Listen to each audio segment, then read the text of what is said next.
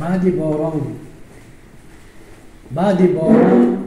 بارانی که بارید از سر شب تا سحر بیست.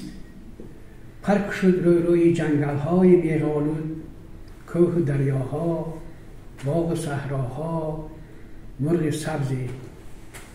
از نفسهایش قبای سبز پوشیدند کوهها و بیشه ها، اندیشه های لخت. نکتی بالش بر دماغ باد می شستید، بزد بادی وزان عطسه. زدسه او عطسه پیچید در دماغ غنچه ها یک. بانگ او تا دورها می رفت، دورها را با پیام آشنا می کرد، مژده می داد از صفا و رستگاری ها.